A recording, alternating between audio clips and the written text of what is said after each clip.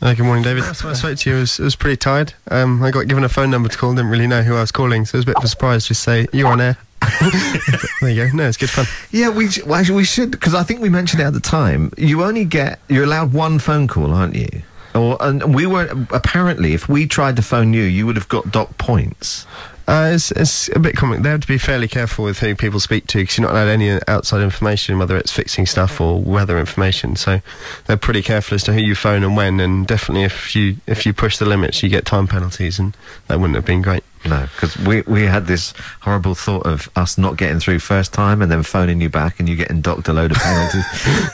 Yeah, no. Thankfully, nothing happened. I was safe. No, it was okay. So let's talk me through the race. You just explain to people where from and where to, and then just give us a bit of an idea how it went. So the race this year was 3 legs. There were 37 boats. It's everyone single-handed.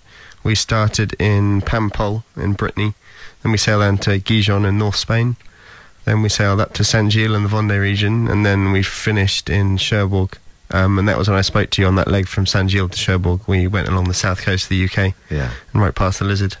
And now all these completely the same setup, aren't they? So every boat's identical. Yeah. There's no difference at all. The only difference is the skipper, which is what keeps it so exciting. There's a lot of sailing where they use rating systems, and kind of a bit dubious as to whether it's windy or not windy and which boat does well. But with this, everyone's identical, so there's no excuses. Well, that's the idea. So how did the first leg go? First leg was quite difficult for me. I made quite a big mistake early on, and then tried to play catch up, which doesn't happen very quickly. And then towards the finish. Mistake? Just tactically, I went the wrong way. Watched a few other boats go the right way, and watched them sail off. What were you thinking? They're thinking, hang on a minute. So either I've made a mistake, or they've all gone the wrong way. Well, I wasn't alone on my option, but I was definitely in the minority, and it didn't work. And I mean, I didn't think it was as risky as it was at the time, and it ended up losing kind of 4 or 5 miles. And I mean, there were a few opportunities to get back after them, but nothing really developed. And then towards the end of the race, the wind kind of dropped off, which meant the time gap between each boat grew. Right. And the whole race is on accumulated time, so that didn't do me very well. Okay, so a bit of a dodgy first leg. Yes. What happened on the second leg? Leg 2 was a bit better. It was quite a hard leg. It was tactically it was quite simple, which meant that mentally it was quite hard, because if you kind of towards the start, I made a few more mistakes again, so it was quite near the back, and because there weren't many tactical options, it was kind of hard to keep your head in the right place and try and keep pushing hard when you're always looking for some way to try and get back at someone, and the only thing you can do is follow them. So the only way you're going to do that is through boat speed, so it's quite hard to get that into your head. Yeah. But then we ended up doing the last 150 miles right next to, within 2 or 3 boat lengths of a good friend and a training buddy that we've been training each other for the last 7 or 8 months, so to be right alongside him was a little bit stressful, because you always want to finish ahead of them, but of course, 150 miles, quite a long way.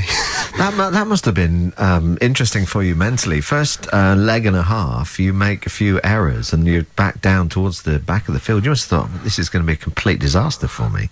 Yeah, it's quite hard, because I didn't really feel like I'd made improvements from the year before, which is what I was aiming to do. And then you start thinking about why it is, and you have to be careful as to what's an excuse and what's a reason, and try and work on the reasons and ignore the excuses. But so yeah, it's pretty hard. But I mean, a lot of the thing with the Figaro is it's a mental game.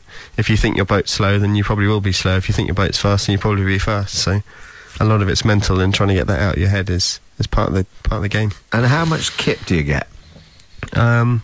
The last leg I got the least sleep, and that was probably about 3 hours in 3 days accumulated. The longest sleep I got was 15 minutes, and the shortest was 5 minutes, and it's somewhere between there. And I think on leg 1 I got 4 or 5 hours, and so it's around there. It's kind of generally. I never understand how this works. If you're single-handed, how can you go down and sleep and just leave the boat? Oh, you don't do it for more than 10 or 15 minutes. So you set up everything, you set alarms for, there's a system called AIS which tells you if there's any ships or other boats nearby. Right. And you can set an alarm on that if they come within a certain radius, or it looks like you're going to cross within a certain distance. Then you set alarms on the wind strength and the boat speed and the wind angle and everything else to make sure that you're still going the right way, but that's more of a performance thing. Because that's what I was thinking. You could wake up from a sleep and you could be going entirely the wrong direction. Yeah, that's See, I wasn't aware of all worst-case this scenario. stuff, all this stuff that you could do too. Yeah, well, it's kind of, you have to find the limit. Like, if you don't get enough sleep, then by day 3 you can't really make rational decisions. So you have to get some sleep, but at the same time you're not going to be going as fast while you're sleeping. Even if you're going the right way, you'll be going 80 or 90% of the speed you were while you're awake. So, What's the optimum sleep, do you think? What half hour? Do you need half hour and then you're okay, you recharge your batteries a little bit? I kind of work on an hour and a half to 2 hours in the first 48 hours, and it doesn't matter whether that's in 5-minute slots or 20-minute slots. You have to get that hour and a half, otherwise by day 3 you can't stay You're awake dead, and you aren't can't you? make any Yeah. decisions. And that generally works for me, but I think it varies from person to person. We picked you up on leg 3 then, just coming past the south coast of Cornwall. What was that leg like for you? That was my best leg by a long way. I started well and kind of left the bay in second, and then kind of managed to stay with the front group for the first kind of 48 hours, and it was good to be kind of racing along the top guys, and you see how it should be done and learn lessons from how it should be done, and ended up finishing 14th, which I was quite happy with. I was only 11 minutes behind first, so it wasn't too bad. What were you aiming for this year? I was aiming to improve from last year, and for leg 1 and 2 I felt I was fairly similar to last year. Leg 3 I kind of made improvements, and so kind of the overall result is probably fairly similar to last year.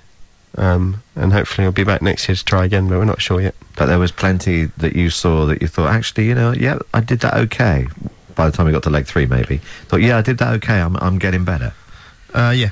My training this year was much more oceanic races, which is kind of a different discipline altogether. So I think from leg 1, 2, 3, I progressed, and hopefully I can continue progressing through till next year. But that's what I thought last year, and it didn't happen. What's the whole setup like on a big event like this? It's fairly big. We work with the Artemis Offshore Academy. We had 3 boats in this year, so we've got an event coach, 2 guys which look after the boats, and then a stagiaire who are always there, and then a few guys who come and help us when necessary with kind of press things and briefings and everything else. And that it worked well for us. It's quite a big team, but I think for next year I'm trying to set up my own campaign so I can be a bit more independent, and I kind of prefer a smaller setup where it's 2 or 3 people maximum.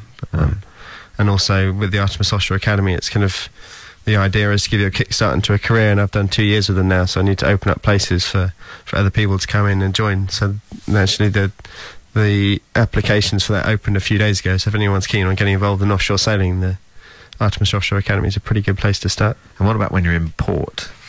In port, Like beforehand, are there big glamour parties and all that in sort of France stuff? it's fairly big. It's huge, in fact. I mean, the start was on live TV on France 2 or France 3, which is the equivalent of BBC 1 or 2 here. Yeah. So it's huge in France, and trying to bring that over to the UK is easier said than done, but hopefully we'll get there one day. Yeah, indeed. Maybe the event will come to Cornwall one day. It's been to Falmouth before. That'd be good, wouldn't it? Yeah. Quite like that. Yeah, no, it'd be great. So when you finish a leg, do you then go, like in between the first and the second leg, are you allowed ashore? Yes, so each leg is about 3 or 4 days, and we start every Sunday, so you get 3 or 4 days gap. I think next year it'll probably be slightly longer legs, so you get less gap. And it's kind of trying to recover in that 3 or 4 days, and it's just about enough time. But if they make the legs longer, the tiredness accumulates, and leg 3 gets even more difficult. So what are you going to do now? Now I've got a few events over the summer, and I'm starting to look for sponsors for next year to try and get my own campaign and be a bit more independent. And that starts with buying a boat, and then getting into the training season. It's kind of a 2013 season starts now. And these boats are nice and cheap, I presume, aren't they? I wouldn't say that. No, they're okay. They're not too bad. How many hundreds of thousands? And I think a full year campaign, if you had all the bells and whistles, is 150 to 200,000 pounds. But also, you can do just the Figaro last minute on about 20,000 pounds. So I'll start now, and hopefully can have a competitive season with the bigger budget I get. So what races will you be doing between now and next year then? We got Cows Week in 2 weeks' time, and then I'm doing the Normandy Channel race at the beginning of September, which is 1,000 miles starting in Normandy. And last year they went round the Isle of Wight, along the south coast, up round Fastnet and back again. It takes about 5 or 6 days. That's not on the Figaro though. And then after that, it depends on what funding I find or don't find. All right. Well, look, good luck. Thanks a lot. Have you got any contact details or Facebook pages or anything that people can get hold of you? I've got a website, samgoodchild.com, and then Facebook, Twitter, and everything else. But samgoodchild.com should give you links to all of that. All right, lovely. Thanks, Sam. Thanks, David. Nice to see you.